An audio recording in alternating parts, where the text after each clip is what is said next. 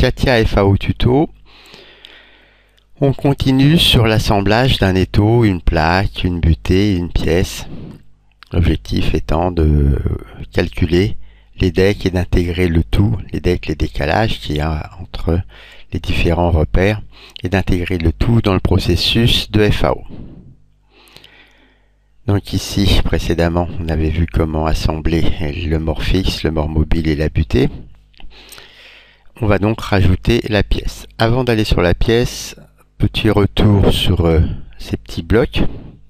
Ici, on a vu qu'il y avait des allésages et j'ai juste aligné le trou avec le trou. Évidemment, dans la réalité, ça suffit pas pour que ça soit ça ne suffit pas pour être maintenu en place. Il faut mettre une pièce à l'intérieur.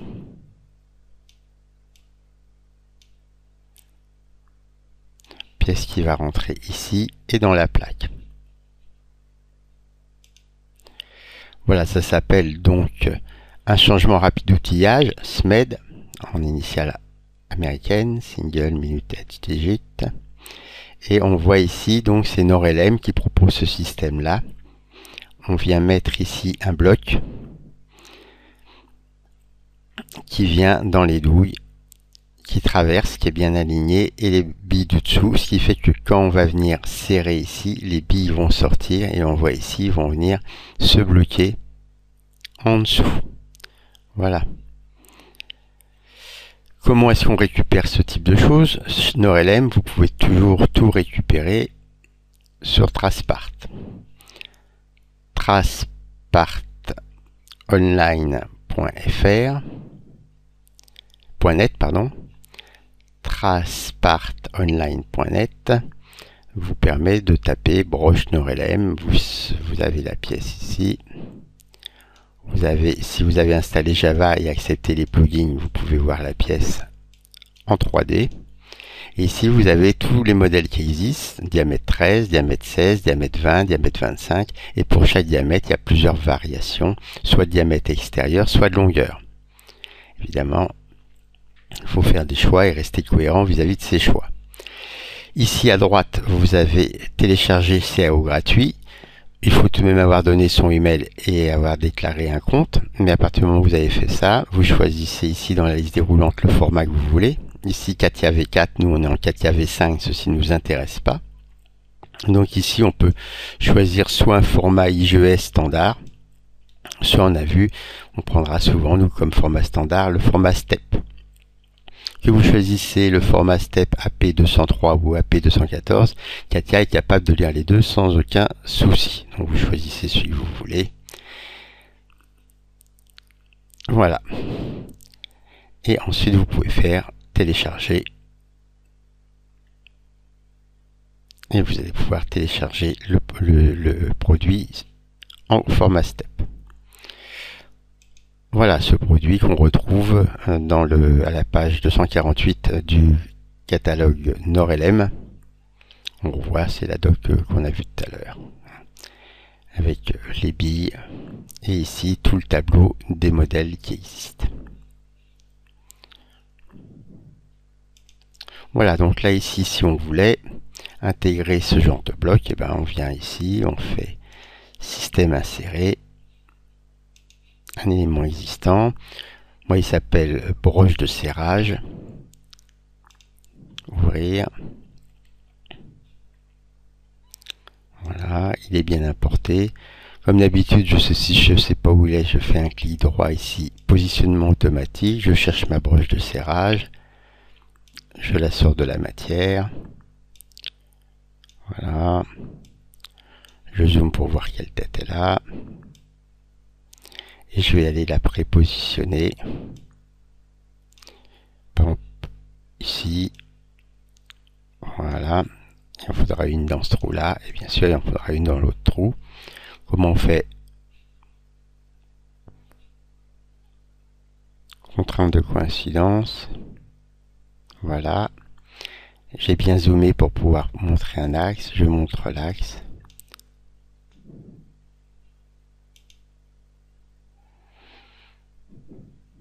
Voilà. Maintenant, pour la faire redescendre au contact. Voilà. contact avec.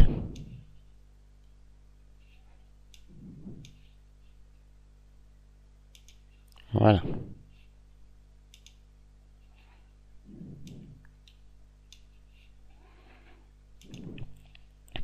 Si je veux mettre en place l'autre, c'est le même principe. Je rappelle exactement la même pièce.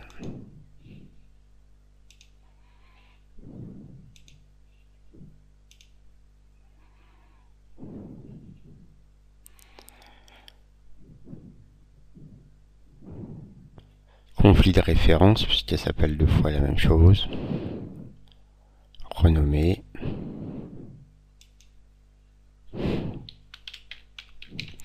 Broche 2.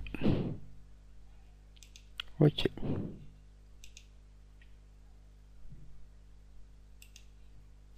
Positionnement sur broche 2.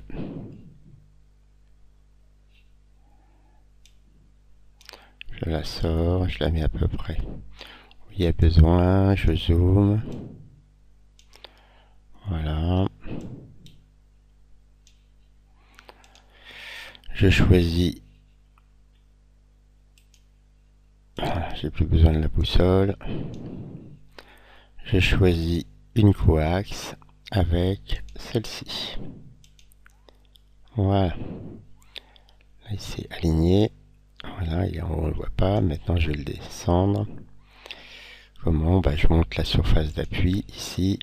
Je dis que cette surface d'appui, elle est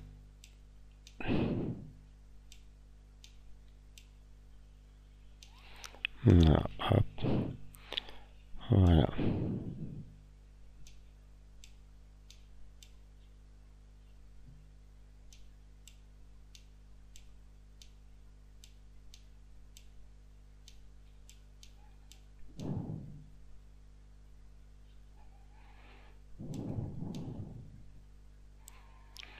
Il faut toujours zoomer. Voilà. Maintenant, j'ai bien mes 2 broches. Voilà. Il me reste à intégrer la pièce.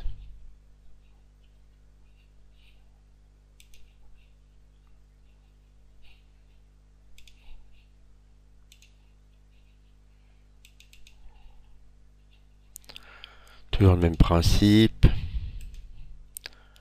Positionnement automatique. Je trouve la pièce.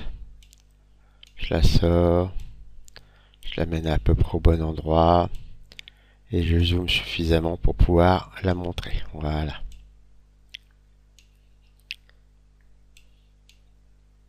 Cette surface-là va venir embuter là. La face arrière contre le mur fixe. La face du dessous ici. Donc on peut par exemple commencer par mettre la face du dessous en place.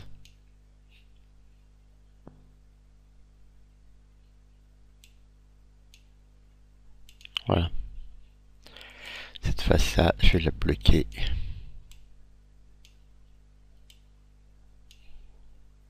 Ici.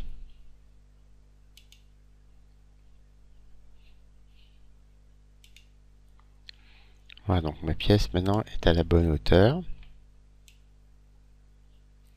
Évidemment, elle n'est pas au bon endroit. Je zoome. Voilà, cette surface-là.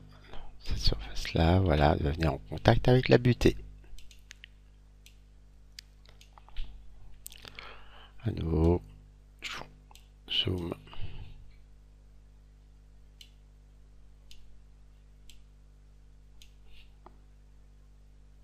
Voilà. Voilà, je suis aligné avec la butée. Maintenant, il ne me reste plus que cette face-là. Aligné avec le mur fixe.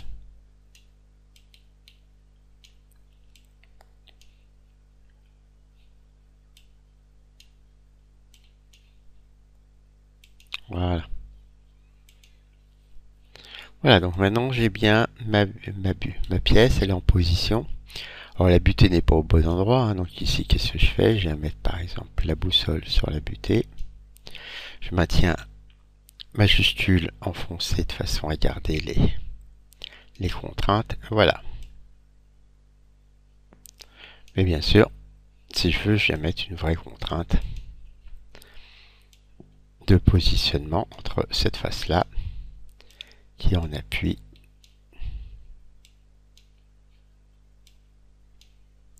sur celle-ci.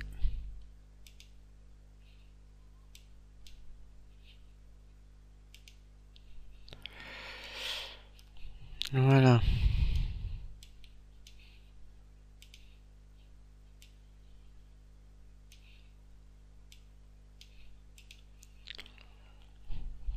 F3, je vais cacher toutes les contraintes pour plus qu'elles m'embêtent.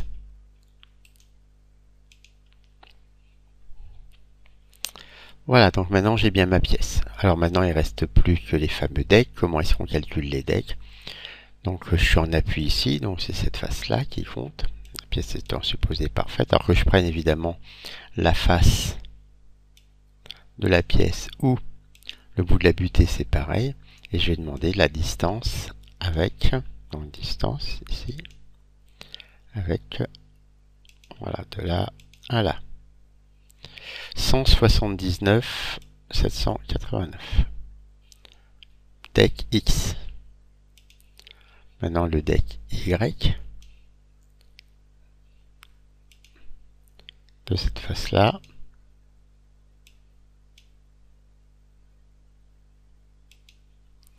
À ce plan-là. 39 964. Ça c'est le deck Y. Et maintenant il me reste plus que le deck.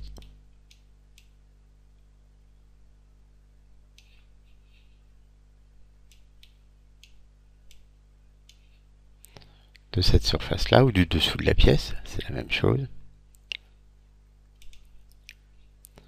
Donc de cette surface-là.